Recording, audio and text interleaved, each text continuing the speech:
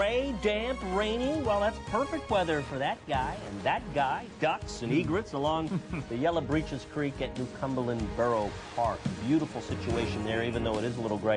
Not so nice in Texas, and our WeatherNet sites are recording some of the early entrance of the Hurricane Ike. We got hurricane force winds already being felt across some parts of the coast, and I want to show you one of our WeatherNet sites. This is why we love it, because this is live data that you're seeing from an oil rig located about 30 miles offshore, southeast of High Island, Texas, which is between Galveston and Port Arthur, Texas. But look at the current wind speed, 61 miles per hour. Every once in a while, look at 80 miles an hour. Look at the gust we've had so far, 102 miles per hour. And that's only 30 miles offshore, and it's coming in. So things are going to deteriorate fast. How's it look on our infrared satellite? It's a monster. And we're now seeing a well-defined eye. This could be a sign that maybe Ike has strengthened even further. Right now, last information is the Category 2 storm, but there's some concern it may hit as a Category 3 with those hurricane force winds, all that water being piled on in that storm surge. It's a bad situation. Once it moves on in late tonight into early tomorrow morning, it then makes that curve, which could have an impact here. Maybe some rain early next week, perhaps by Monday, but it should be a quick mover, so I'm not anticipating any problems. Now, speaking of rain, we've been dealing with it all day long. Look at it out there right now. Our radar showing just a solid deck of rain.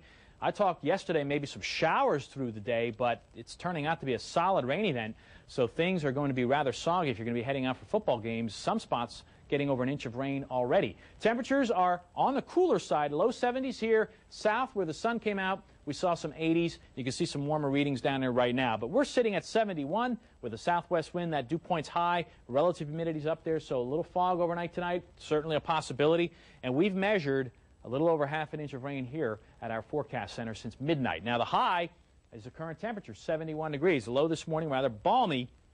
There are your normals for this date, 77 and 58 degrees. Now, we're not seeing too much of a change with the rivers right now, even though that rain is coming down. We're anticipating a little bit of a rise as we go in towards tomorrow for the Susquehanna, but the Juniata should hold steady. But look at the size of Ike. I mean, it is just huge down in the Gulf of Mexico, and as we just saw with that WeatherNet site, already lashing some areas with hurricane force winds, and you can see right around Louisiana and Texas getting the full brunt of it. I'm thinking of Houston. You know, here it is, a major urban center. You ever been to downtown Houston? I mean, we got skyscrapers all over the place. So those winds are going to be coming in, no doubt about it. There's going to be some problems in the center of Houston. Now, for us, we're watching all this rain just continues to work its way eastward. But overnight tonight, we should see things taper off to just some showers. Saturday will not be a repeat of today. We'll have clouds. It'll be warm. It'll be muggy. Maybe a few peaks of sun. But we still have to include the chance of a shower, maybe even a storm popping up during the afternoon. Now, Sunday, this is interesting. We get into some hot weather. Everything is indicating we're going to get a surge of heat working its way up here. We're going to be looking at humidity as well. Sunday's highs could get up towards 90, and you don't see any rain in here.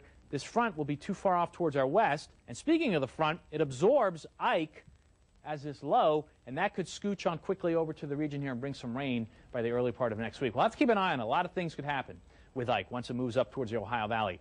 So some steady rain out there for the next several hours, and then it'll gradually taper off to showers overnight. Some areas of fog could develop, temperatures down about 64. Tomorrow, warm and muggy.